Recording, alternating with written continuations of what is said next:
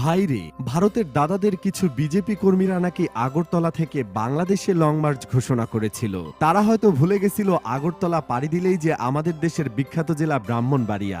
দাদারা long March করতে করতে এদেশে ঢুকে গেলেও কোনো সুবিধা ছিল না, কারণ আগরতলা থেকে আখাউড়া ঢোকার পর বাকিটা ব্রাহ্মণবাড়িয়ার মানুষরাই সামলে নিত।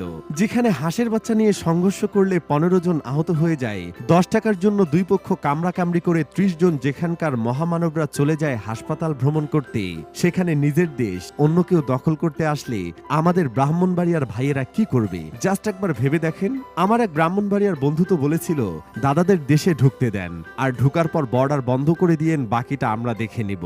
ব্রাহ্মণবাড়িয়ায় একমাত্র এলাকা যারা রাতে হলিউডের সিনেমা দেখে আর দিনের বেলায় নিজেরা সেই সিনেমার রিমেক করার চেষ্টা করে। আর সেখানে আমাদের পাশের দেশের দাদারা আগরতলা থেকে আখাউড়া লং মার্চের ঘোষণা দেয়। দাদারা তো সারাদিন গুজব ছড়ানোর কাজেই লেগে থাকে। ব্রাহ্মণবাড়িয়া সম্পর্কে আসল ধারণা আর কিভাবে পাবে?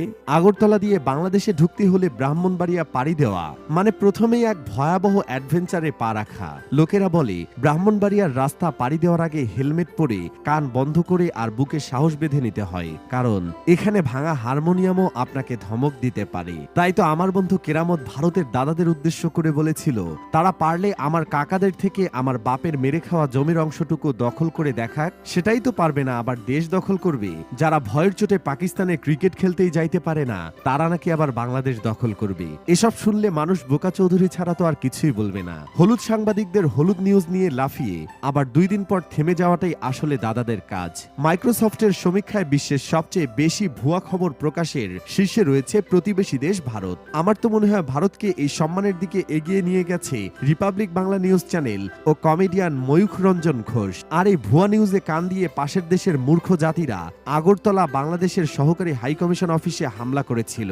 কলকাতার হসপিটালে বাংলাদেশিদের চিকিৎসা সেবা বন্ধ করে দিছিল, কিন্তু পরে জানা যায় সেই হসপিটালে বাংলাদেশের কেউ কোনোদিন চিকিৎসাই করতে যায় নাই। আবার বাংলাদেশি বিরিয়ানি বয়কটের ডাক দিয়ে সমাবেশ শেষে আবার 10,000 মানুষকে বিরিয়ানি বিলি করেছেন তারা। আরেকদিকে কলকাতার ব্যবসায়ী দাদারা কান্না করছেন বাংলাদেশিদের না পেয়ে, কারণ তাদের ব্যবসায়ী যে চলে বাংলাদেশিদের দ্বারা। বাংলাদেশের মানুষ যেখানে না গেলে তাদের ব্যবসা চাঙ্গে উঠে যায়, বাংলাদেশিদের জন্য নাকি হোটেল বরাদ্দ দিবে না, অথচ একদিন না যাইতে যাইতে কান্নাকাটি শুরু হয়ে গেছে। আসলে পাশের দেশের দাদারা মানেই একটা বিনোদন। তারা জীবনের সব বিনোদন বোধহয় এই ধরনের পাগলামি করেই দেয়। যাদের দেশের অধিকাংশ মানুষের বাসায় টয়লেট নাই, হাগার জন্য খেতে খামারে দৌড়াতে হয়, তাদের মাথায় তো এতটুকু ব্রেন থাকার বদলে গুই থাকবে, তাই না? আর এই গু ভরা ব্রেন নিয়ে তারা নোয়াখালী চায়, চট্টগ্রাম চায়, ভাবতেই লজ্জা লাগে। নোয়াখালীর মানুষ যদি একবার বিভাগ চাওয়ার আবদার নিয়ে বের হয়, তাহলে কি ভারতের দাদাবাবুরা তাদের চাপ কুলাতে পারবে?